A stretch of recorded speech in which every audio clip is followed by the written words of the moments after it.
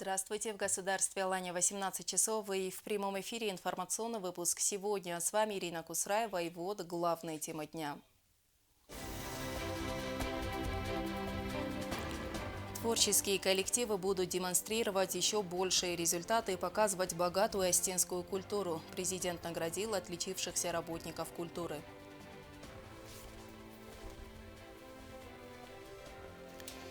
Десятки семей будут обеспечены жильем. В ближайшее время начнется выдача ключей от новых квартир. Лекарственное обеспечение, нехватка квалифицированных специалистов в предоставлении медуслуг. Руководство Минздрава ответило на вопросы журналистов.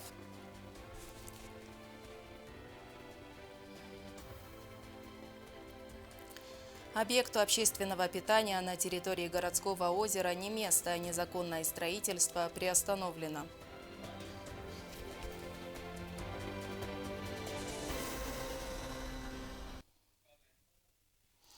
Сегодня президент Алан Гаглоев вручил заслуженные награды работникам сферы культуры. Накануне они отметили свой профессиональный праздник. Творческие коллективы достойно представляют республику на международном уровне, и мы всегда испытываем гордость за ваши достижения, отметил президент. Высоких наград и почетных званий удостоились представители госансамбля «Симт», оркестра народных инструментов, хореографической студии. Марьяна Чочиева побывала на торжественной церемонии награждения. Алан Гаглоев выразил слова благодарности работникам сферы культуры за многолетний плодотворный труд на этом нелегком поприще, отметив, что результаты развития и сохранения национальной культуры видны.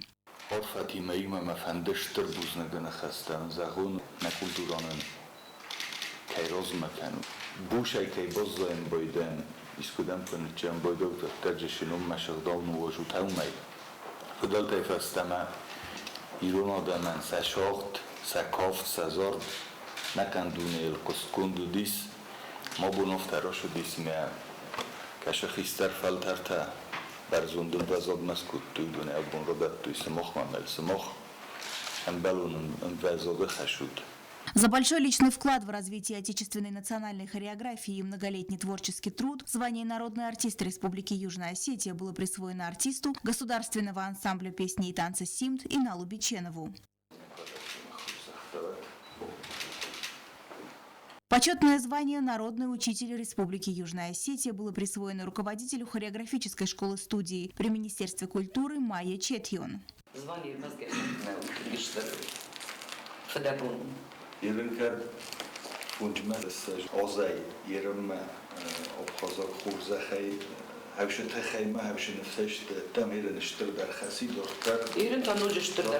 Народным артистом Республики Южная Осетия стала бывшая солистка госансамбля «Симт» Олеся Хугаева. Присвоить почетное звание «Народный артист Республики Южная Осетия» Хугаевой Олесе Леонидовне.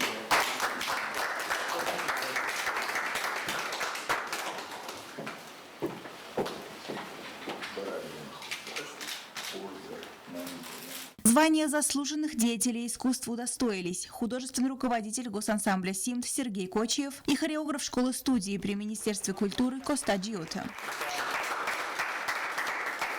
Почетное звание «Заслуженный артист Республики Южная Осетия» было присвоено артисткам Государственного оркестра народных инструментов «Айзелт» Зарине Джеккаевой и Нануле Сабановой, а также музыканту оркестра Государственного ансамбля песни и танца «Симт» Сармату Дудаеву. Почетной грамотой был награжден артист Госдрамтеатра Эдуард Гаглоев.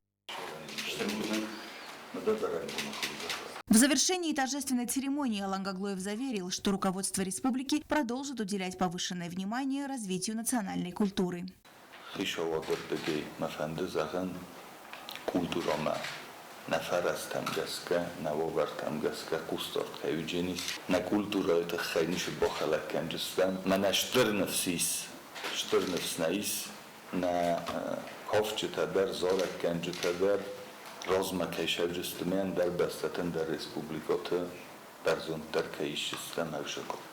Марьяна Чочиева, Сармат Гузитаев, Тамерлан Кусраев. Информационный выпуск сегодня. В скором времени в новые многоквартирные дома на улице Осетинская заселятся счастливые новоселы. Работа жилищной комиссии по проверке очередников на завершающей стадии. Главой государства была поставлена четкая задача, чтобы жилье получили в первую очередь остро нуждающиеся граждане. В столичной администрации ведется тщательная проверка. По этой причине процесс выдачи квартир затянулся. Зарина Кочева узнавала подробности. В ближайшее время в Южной Осетии начнется распределение жилья. Очередники наконец получат долгожданные квадратные метры. Об этом на пресс-конференции сообщил президент республики Алан Гаглоев. Перед городскими властями и комиссией по распределению жилья президентом страны поставлена задача. Квартиры должны получить именно остро нуждающиеся семьи.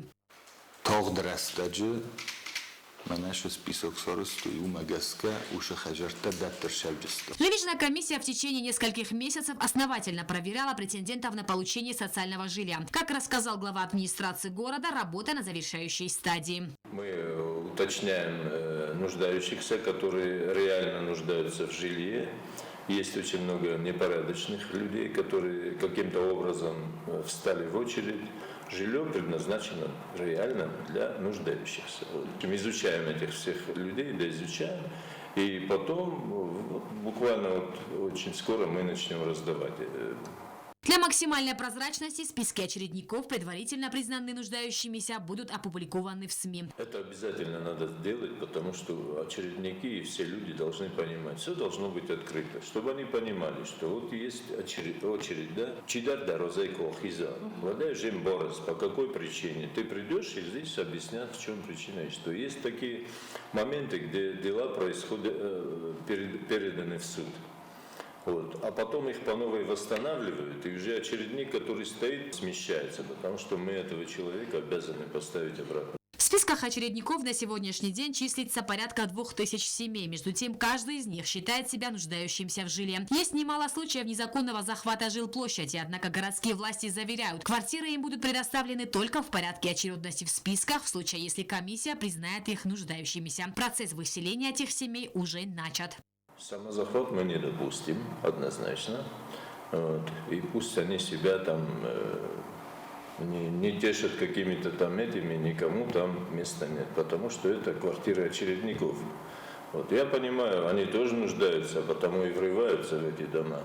Но есть очередь, есть закон, и все должно быть по закону. К концу следующего месяца столичные власти должны переселить жителей еще 2 аварийных многоэтажных домов на улице Исаака Харибова, 32 и 36. На их месте уже в этом году начнется строительство новых домов. После завершения работ жители получат новые квартиры. Это проблема для нас, потому что все квартиры, которые у нас были в Северном, в общем, которые мы все раздали уже нуждающимся. Возможно, мы тоже что-то подыщем, я не знаю, но у нас столько возможностей нет, чтобы всех заселить. Какую-то часть, возможно. Как отметил глава администрации города, на этом строительство жилищного фонда столицы не завершится, что позволит поэтапно решить многолетнюю проблему обеспечения нуждающихся семей жильем. Зарина Кочева, Айда Кочева, информационный выпуск сегодня.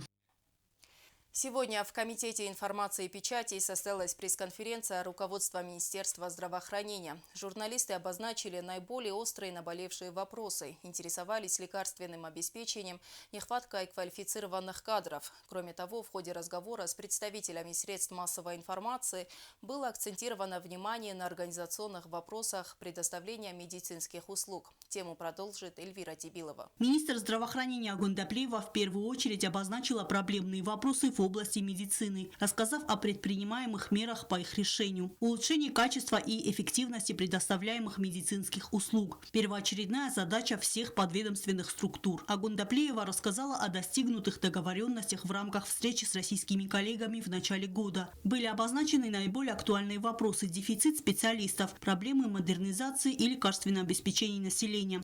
Одним из вопросов было направление рабочей группы в Республике Южная Осетия.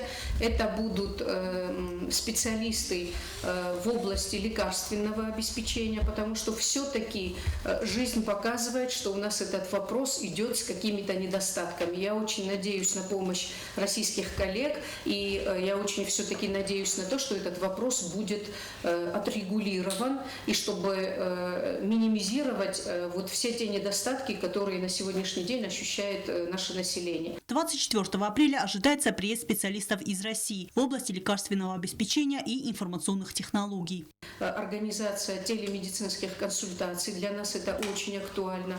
Один из центров – это научно-практический центр имени Алмазова из Санкт-Петербурга. Это центр, который на сегодняшний день оказывает максимально широкий спектр медицинских услуг. Также для наших докторов будут проведены мастер-классы по кардиологии, неврологии и информационным технологиям. В режиме онлайн они смогут консультироваться с профильными специалистами из России. В ходе пресс-конференции особое внимание министр уделила нехватке рентген-аппаратов. В республике их 3, однако на сегодняшний день функционирует только один аппарат, установленный в детской больнице. Одна из приоритетных задач Министерства здравоохранения – изыскать собственные возможности для того, чтобы сделать переброски с разных статей, для того, чтобы мы смогли как-то обслуживать и ремонтировать наше оборудование. Что касается флюорографа, то в Южной Осетии нет такого медицинского оборудования. И одним из вопросов, которые были мною озвучены в Минздраве Российской Федерации, это приобретение флюорографа или стационарного, или передвижного. Нехватка квалифицированных кадров также одна из основных проблем. Из-за этого на данный момент невозможно в полной мере решить проблему совместительства, отметила министр. Есть совместительство, и мы ничего пока с этим не сможем сделать до тех пор, пока в республику не приедут молодые специалисты. Именно тех специальностей, в которых мы испытываем дефицит. На сегодняшний день у нас совместительство наблюдается в службе анестезиологии и реаниматологии.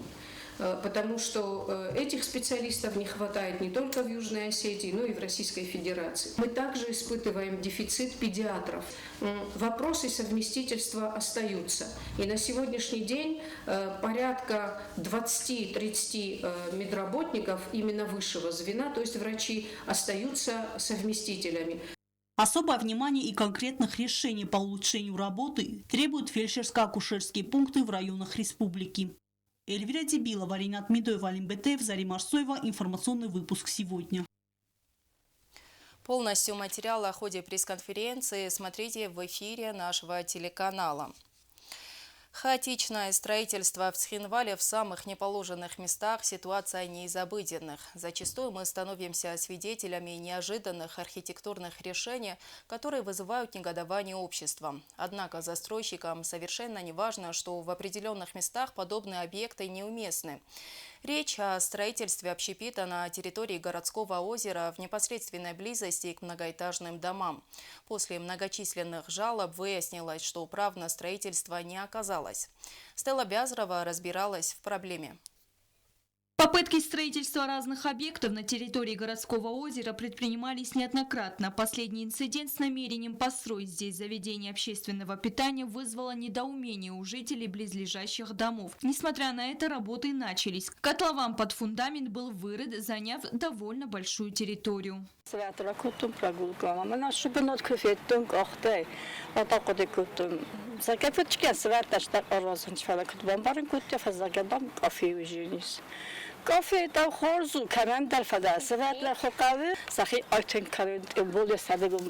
Деткам нравится здесь бегать, гулять, потому что здесь единственное место, где мы можем отдохнуть и погулять с детьми. Жители домов и неравнодушные горожане для недопущения строительства обратились с заявлением к городским властям. Просто парковая зона, строительство, Ну, мохандерджуди временные разрешения, землетрясения, растаджимеджи. Это соростом, соройте. Мен состейс истую, самохсисто. Озеро берут, como сорозой харандукена, кофе, диамборнес. Категорически против. Как оказалось, это незаконное строительство. Дело в том, что участок земли у озера был выделен в арендное пользование еще в 2012 году вместе с разрешением на строительство. Но в 2019 году постановление было аннулировано. На самом деле это незаконно. То есть строение им было отказано в 2019 году. То есть он не имел права там уже строить. После вмешательства общественности и городских властей работы были приостановлены. Незаконно вырытый котлован строители обратно засыпали землей. Стелла Бязарова, Аида Кочиева, Вера Цхавребова. Информационный выпуск сегодня. В Ленигорском районе продолжаются поиски пропавшего молодого парня. 25-летний житель села Арма Залан Черткоев ушел из дома 13 марта и не вернулся. На поиски были брошены сотрудники МВД и поисково-спасательной части МЧС. Помощь в поисках оказывают волонтеры. Были также привлечены кинологи. За это время обследована местность близ поселка, а также лесной массив. Поиски пока не дали результата.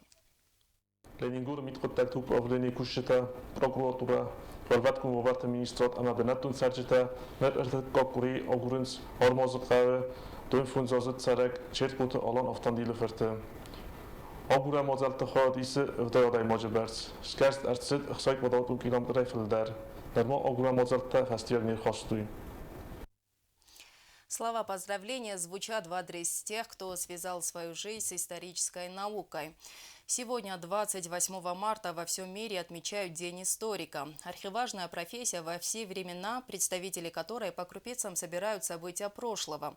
Помогают понять людям в современном мире, с чего все начиналось, восстановить хронологию. Наш следующий сюжет об учителе истории одной из городских школ. Она воспитала не одно поколение, прививая любовь к знаниям. Сюжет Агунды Кобозовой.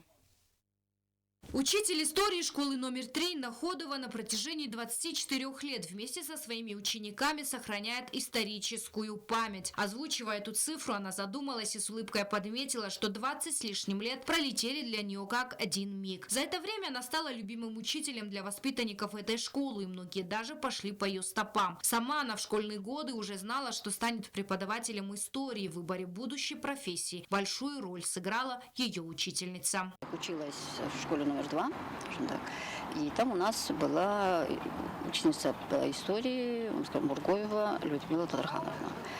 Она была прекрасным человеком, и прекрасно она нам предмет преподавала. И я сама уже, скажем так, в старших классах достаточно увлеклась я историей. И после окончания школы, конечно, ставила выбор, куда пойти. Пошла на исторический факультет. Окончив Североостинский государственный университет, она вернулась домой и устроилась в 3-ю школу. Здесь ее приняли очень тепло. Все эти годы она неизменно работает в этом образовательном учреждении учителем истории. Вспоминая свой первый рабочий день, она засмущалась, подметив, что переживания взяли верх. Я до этого никогда не преподавала, вот только, скажем так, закончила, и вот и что меня вот сразу запустят в 9 класс, а я зашла на первый урок в 9 класс, это уже старшеклассники. Конечно, я очень переживала, очень смущалась в первое время. И, конечно, у меня в первое время, конечно, были, скажем так, от волнения, кое-что даже забывала моментами, скажем так. Ну, скажем так, освоилась. Собственно говоря, с тех пор я так и осталась, собственно говоря, в школе. Для учеников Инна Борисовна ходячая энциклопедия. У нее есть ответ на любой вопрос. Каждый ее урок как путешествие в прошлое. На вопрос, какими качествами должен обладать педагог, она ответила скромно. Учитель в первую очередь должен быть интересным рассказчиком. В сегодняшних реалиях, когда любая информация доступна в сети интернет, это сделать нелегко. Не просто так рассказать то, что написано в параграфе, но еще что-то дополнительно к этой теме надо, бывает, объяснить. А когда что-то, скажем так, то, что касается учебной программы, а добавляется еще что-то дополнительно интересное, даже анекдот, так, про какую-то историческую личность если рассказать, то ребенок так или иначе вовлекается в процесс, скажем так, изучения. Ему уже самому бывает интересно что-то еще там посмотреть. По словам Ходовой, за все эти годы она столкнулась с многими трудностями, но о смене деятельности никогда не задумывалась. Учитель – это призвание, и только искренне любящий свою профессию способен дать знания подрастающему поколению, говорит Инна Борисовна. Агунда Губозова, Альдина Чехоева. Информационный выпуск сегодня. Определились победители турнира по шашкам на призы главы администрации Цхинвальского района. На сей раз свои силы в интеллектуальном виде спорта опробовали члены Совета ветеранов республики и представители школы высшего спортивного мастерства города Цхинвал. Участников было немного, но им удалось показать зрелищную игру. Победители и призеры были награждены кубками. В соревнованиях приняли участие 14 спортсменов из районов республики. Они были поделены на две подгруппы. По регламенту турнира в финал выходили спортсмены, занявшие первые места. Наилучшие результаты показали представитель Союза ветеранов Руслан Джуев и Хазби Плиев из Наурского района. Они встретились в главной игре. Тут удача была на стороне Руслана Джуева, и он стал обладателем главного приза.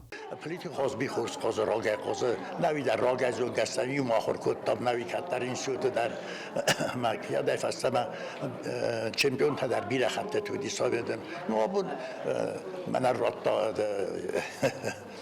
دام خیستر دم اون تن خوردن غذا لاشدی خدا در خزده خودی خزده استثنا حالا نفر دیگه در نیچی بهم خورز ایگروک تردست آبچی در نوچی تخچن در ما استثنا چیردی تخچن در ایران بود. Бронзовая награда турнира досталась представителю села Хитагурова Алексею Тибилову.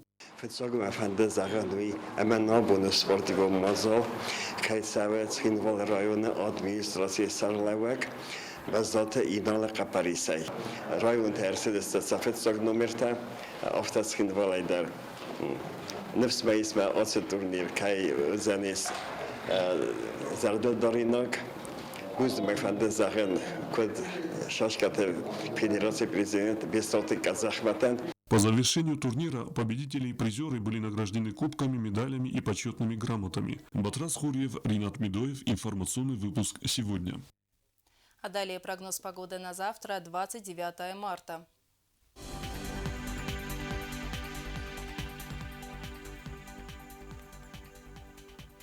Завтра в государстве Алания будет переменная облачность, пройдет дождь. В Знаурском районе днем плюс 15, ночью плюс 4. В Дзавском районе днем плюс 10, ночью плюс 1. В городе Куайса днем плюс 9, ночью плюс 1. В Ленигорском районе днем плюс 14, ночью плюс 5. В столице республики в Схинвале днем плюс 15, ночью 5 градусов тепла. У меня на этом пока все. Я благодарю вас за внимание и до свидания.